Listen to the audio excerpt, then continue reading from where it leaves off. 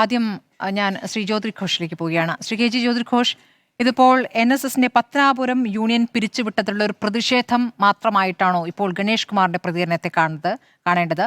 ഗണേഷ് കുമാറിന്റെ പ്രതികരണത്തിന് മുൻപ് തന്നെ NSS സംരക്ഷണ സമിതി എന്നൊരു സംവിധാനം ഇവിടെ രൂപപ്പെട്ടിട്ടുണ്ട്. അപ്പോൾ എന്താണ് യഥാർത്ഥത്തിൽ NSSനകത്ത് നടക്കുന്നത്?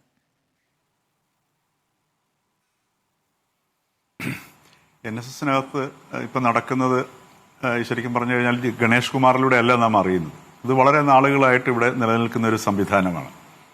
ഇപ്പോൾ ഈ ഗണേഷ് കുമാറിൻ്റെ ഈ വരവോടുകൂടി എനിക്ക് തോന്നുന്നു ഈ NSS സംരക്ഷണ സമിതി അതേപോലെ തന്നെ ഈ സമുദായത്തിന് NSS അല്ലെങ്കിൽ നായർ സമുദായത്തിനകത്ത് ചിന്തിക്കുകയും അതേപോലെ തന്നെ നീതിയുക്തമായിട്ടൊക്കെ പ്രവർത്തിക്കുകയും വിദ്യാഭ്യാസമുള്ള ഒരു വലിയ വിഭാഗമുണ്ട്.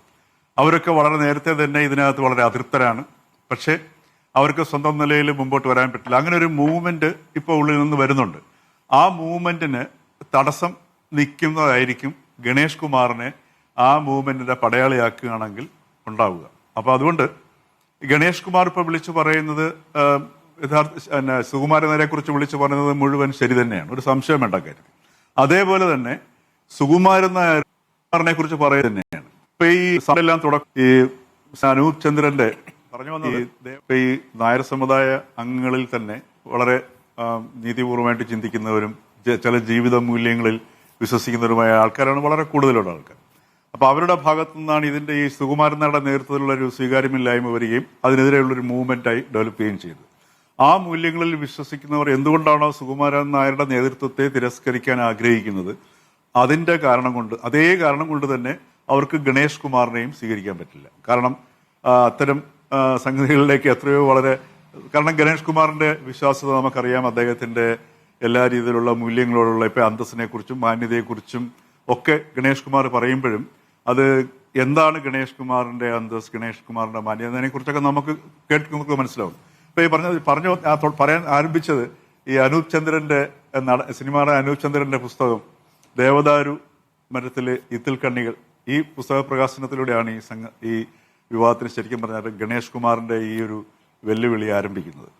എനിക്ക് തോന്നുന്നു അനൂപ് ചന്ദ്രന് ഈ ദേവദാരു മരം കണ്ടിട്ടുണ്ടോ എന്ന് എനിക്കറിയില്ല. പക്ഷെ എന്തായാലും കേരളത്തിൽ ഈ ദേവദാരു നമ്മളിവിടെ ചെറിയ നഴ്സറിയിലൊക്കെ എൻ്റെ തൈ കിട്ടുമെങ്കിലും കേരളത്തിൽ ഇത് വളരത്തില്ല.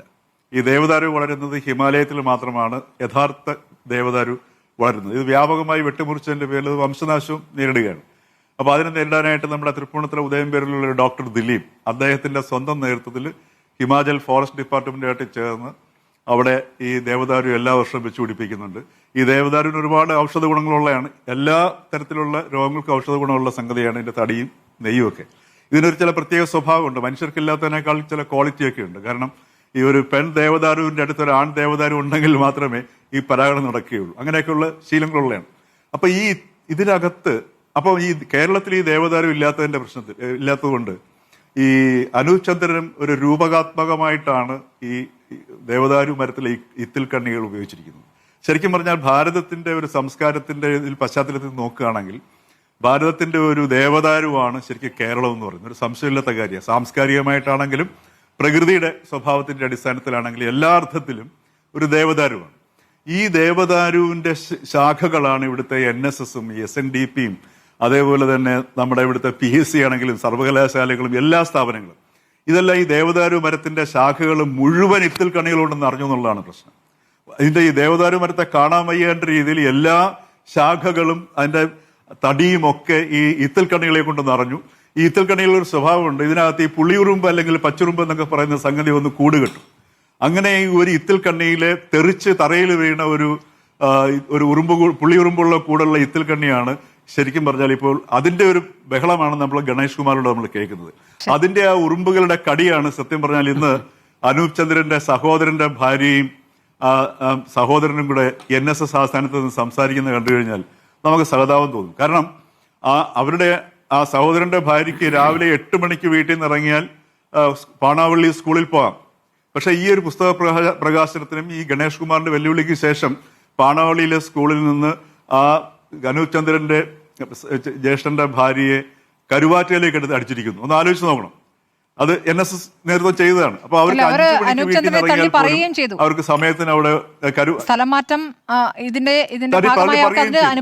നോക്കുക.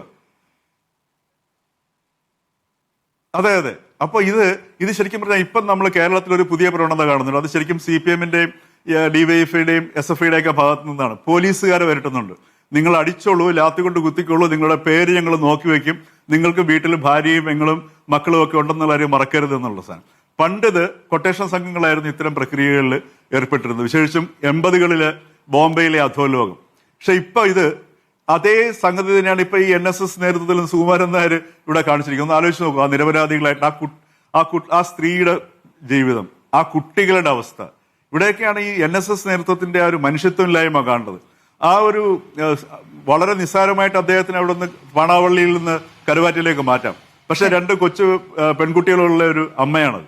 ഒന്ന് ആലോചിച്ച് നോക്കുക, അവർ നേരിടുന്ന ബുദ്ധിമുട്ട്. അപ്പൊ ഇത്തരത്തിലുള്ള ഈ ഇത്തിൽക്കണ്ണികളാണ് ഇവിടെ മുഴുവൻ വ്യാപിച്ചുകൊണ്ടിരിക്കുന്നത്. അതിൽ അടർന്നു വീണ ഒരു ഇത്തിൽക്കണ്ണിയാണ് ഗണേഷ് കുമാർ.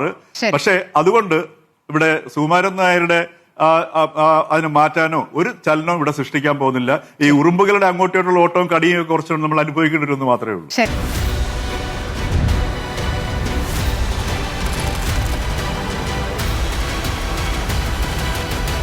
ഡിബേറ്റ് വിത്ത് സ്മൃതി പരുത്തിക്കാട്.